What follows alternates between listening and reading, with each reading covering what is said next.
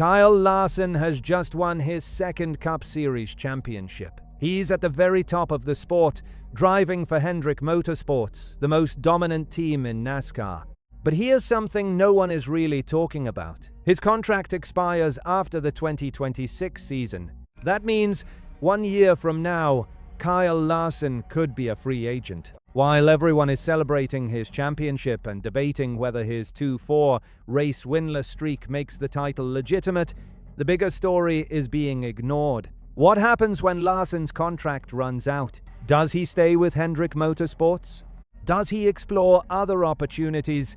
Or does he step away from NASCAR completely to focus on dirt racing and IndyCar? Because here's the truth, Kyle Larson is not your typical NASCAR driver, and 2026 could change everything. Let's start with what we know. Larson's current deal with Hendrick Motorsports runs through the end of the 2026 season. He originally signed a multi-year extension in 2021 after returning to NASCAR, and Hendrick later extended that deal to keep him under contract through 2026. But as of now, there's been no announcement of another extension. No new deal, no commitment beyond next season. Now compare that to his teammates. William Byron is signed through 2029. Chase Elliott is locked in through 2027. Alex Bowman is also secured for the foreseeable future. But Larson, nothing. And that silence says a lot.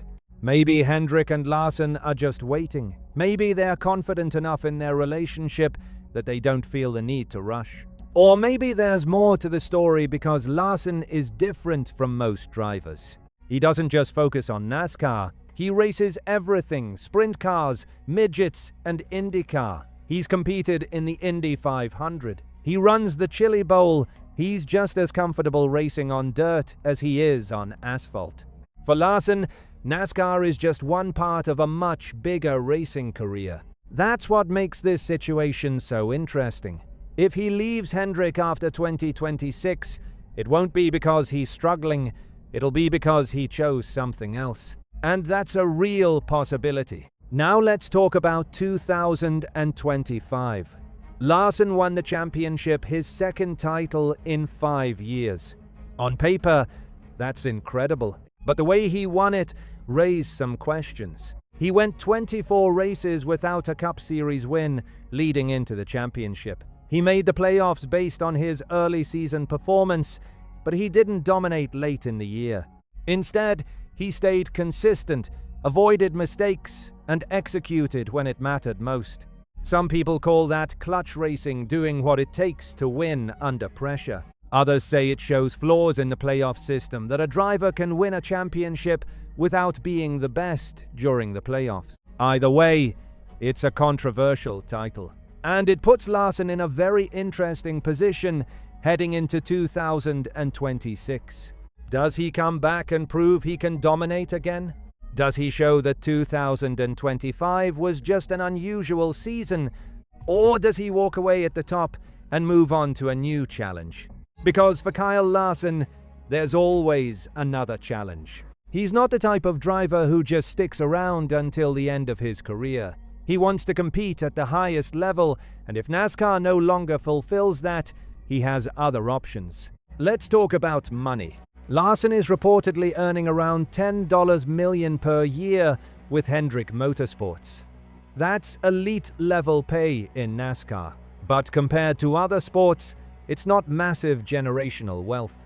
And the key thing is, Larson can also make money outside NASCAR. He's one of the highest-paid dirt racers in the world. He earns appearance fees at sprint car events. He has sponsors that follow him across multiple racing series. If he decided to leave NASCAR and focus on dirt racing and IndyCar full-time, he could still make a very comfortable living.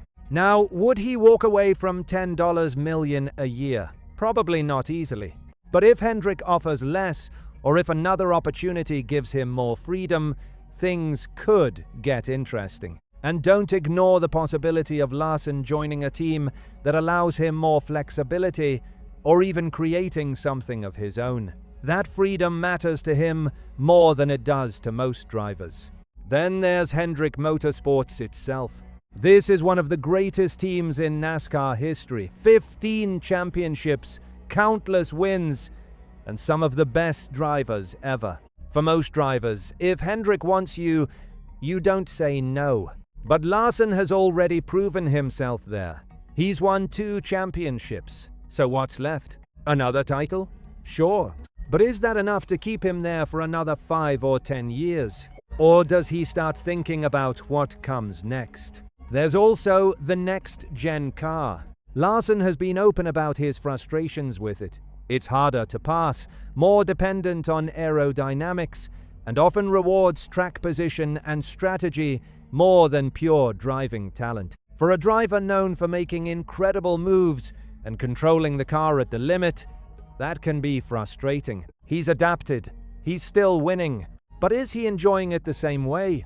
If NASCAR keeps this car long-term and Larson continues to feel limited, that could play a big role in his decision.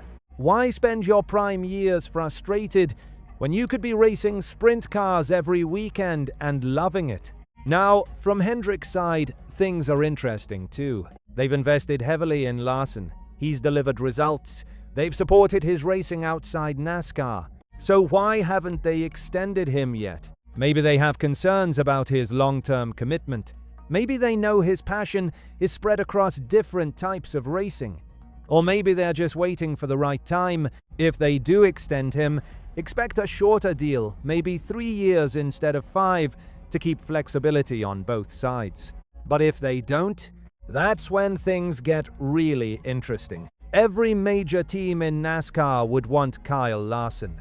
Joe Gibbs Racing, 23XI Racing, any team with money and championship ambitions would make a move. And then there's the biggest question. What if Larson leaves NASCAR completely? What if he retires in his mid-30s with 2 championships and focuses on dirt racing full-time? It sounds crazy, but it's not impossible. He's said multiple times that he loves dirt racing more than anything. He's even said events like the Chili Bowl mean more to him than some NASCAR races. If he's financially secure and satisfied with his NASCAR career, why not pursue what he truly loves? And don't forget IndyCar. Larson has made it clear he wants another shot at the Indy 500.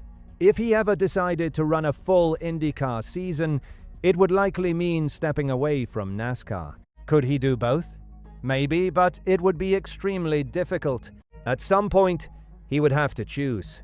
So here's where we are. Kyle Larson is a 2-time Cup Series champion. He's 33 years old, in his prime, and his contract expires after the 2026 season. There's no extension in place, while his teammates are all locked into long-term deals. And while everyone debates his championship, the bigger question remains, what happens next? Does Larson stay with Hendrick Motorsports and chase another title? Does he move to another team? Or does he leave NASCAR and focus on other types of racing? All of these are real possibilities. And the fact that we're even asking these questions about a champion in his prime shows just how unique his situation is. This isn't a driver trying to hang on. This is a champion with options. Real options. And in 2026, we'll find out what he decides. So what do you think? Does Kyle Larson stay with Hendrick Motorsports? Does he leave NASCAR for dirt racing full-time? Or does another team make a move? Because no matter what happens, Kyle Larson's future is the biggest storyline heading into 2026.